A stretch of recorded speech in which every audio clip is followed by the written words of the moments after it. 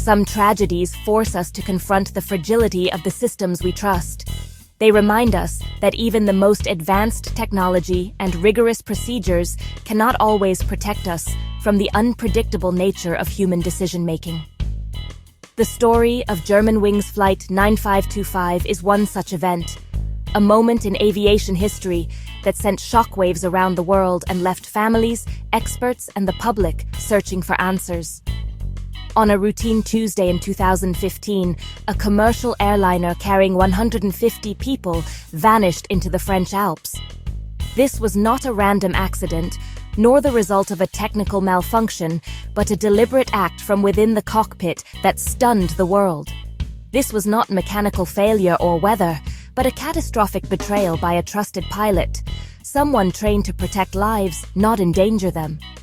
The crash exposed deep, unsettling questions about mental health in aviation, the boundaries of privacy, and the immense trust we place in those at the controls of our journeys.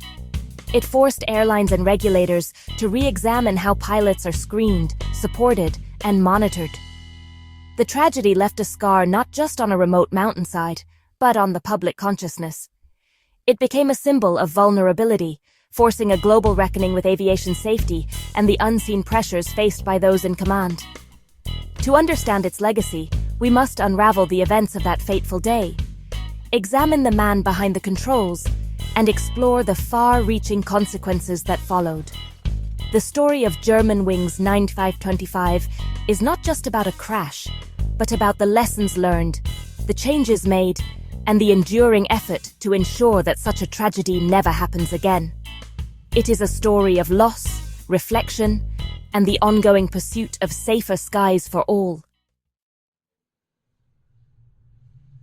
On the morning of March 24, 2015, Germanwings Flight 9525 prepared for departure at Barcelona's El Prat airport.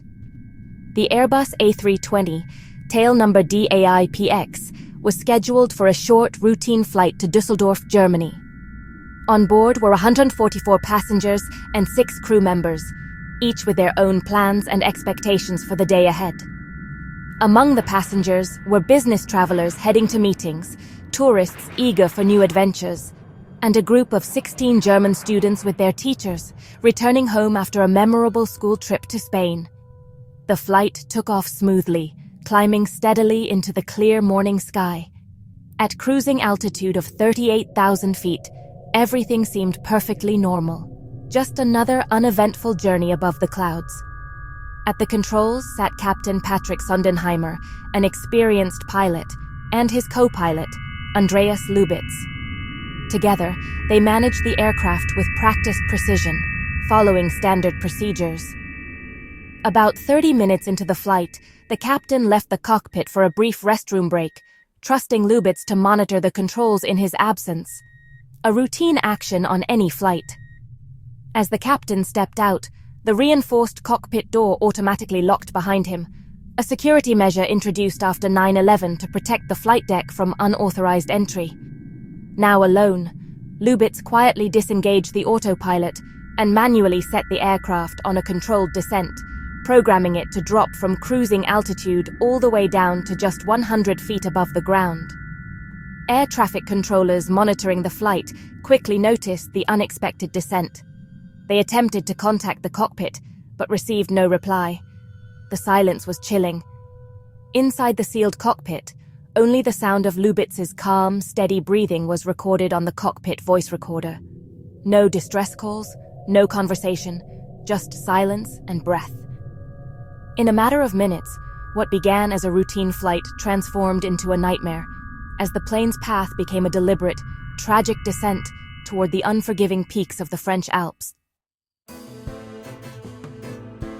To understand the tragedy, investigators looked into Andreas Lubitz's life. Outwardly, he was a professional, passionate about flying, and physically fit. But beneath the surface, Lubitz battled severe mental illness, including depression and psychosomatic symptoms. He hid his condition from his employer, collecting sick notes and seeking treatment from multiple doctors. In the weeks before the crash, he researched suicide and cockpit door security.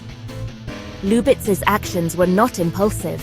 but the result of a long, hidden decline. He once told his ex-girlfriend, "One day, I will do something that will change the whole system." His motive was deeply personal, a final, horrifying assertion of control. The final half-hour of Flight 9525 was marked by an eerie, almost unnatural calm inside the cockpit, while outside, a sense of growing panic and confusion began to take hold. The world was unaware of the silent struggle unfolding at 38,000 feet. As soon as the captain stepped out, leaving the cockpit in Lubitz's hands, the co-pilot wasted no time. He immediately initiated a controlled descent, setting the aircraft on a path toward the unforgiving mountains below. Air traffic controllers, monitoring their screens, watched in disbelief as the plane began a steady, inexplicable descent. Their attempts to contact the cockpit were met with chilling silence, heightening their alarm. Captain Sondenheimer soon returned, only to find himself locked out. At first, he knocked calmly, expecting a routine response. But as seconds ticked by with no answer, his knocks turned to desperate pounding, his voice rising in panic. The cockpit voice recorder captured every moment. His pleas, his attempts to break down the reinforced door, and the mounting terror in his voice as he realized the gravity of the situation. In the cabin, passengers likely sensed that something was terribly wrong. The commotion at the front, the sudden change in altitude, and the anxious whispers all contributed to a growing sense of dread.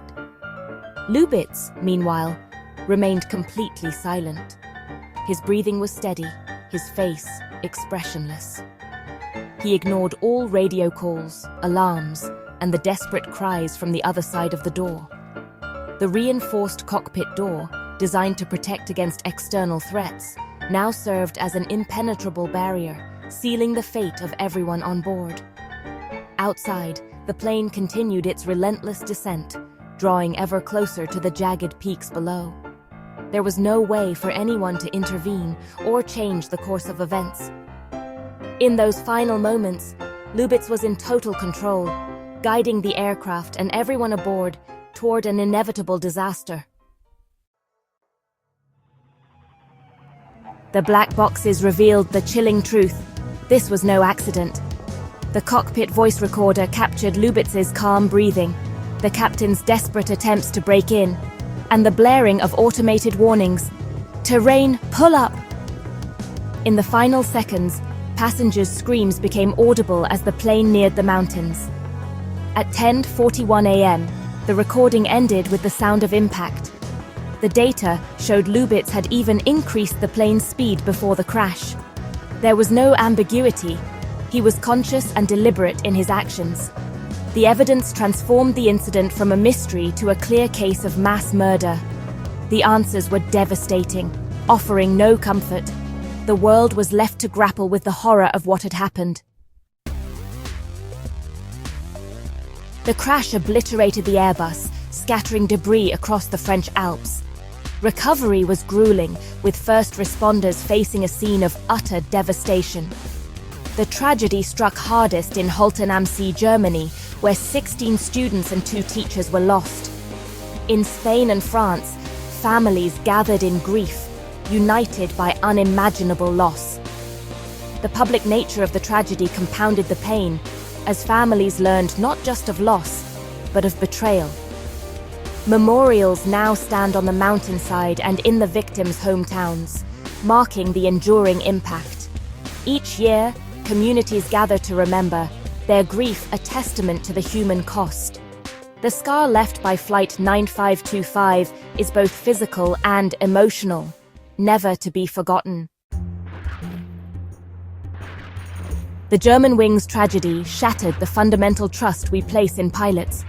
The reinforced cockpit door, designed to keep threats out, became a tool for destruction. The incident exposed a terrifying vulnerability, the threat from within.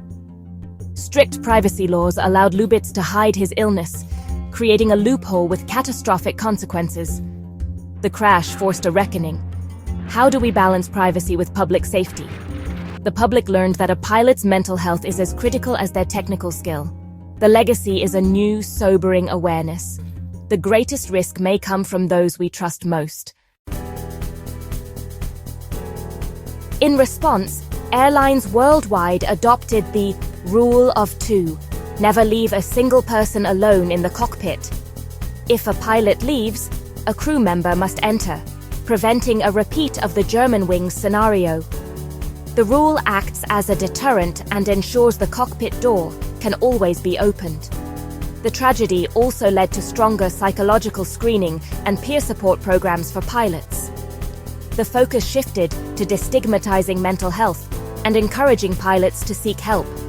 Some authorities explored centralized medical records to prevent concealment of critical diagnoses. The sorrow of Germanwings was channeled into system-wide reforms to protect future flights. Years later, the memory of Flight 9525 endures as a lesson in vigilance and remembrance. Memorials in Le Vernet, Haltern-am-See, and beyond honor the 150 victims. Annual ceremonies and moments of silence keep their memory alive. The Rule of Two and increased focus on pilot mental health remain industry standards. Documentaries and case studies ensure the lessons are never forgotten. The tragedy is a permanent reminder that safety requires constant vigilance and improvement. The victims are remembered not just for how they died, but for who they were. The scar on the mountain may fade, but the legacy of vigilance must remain.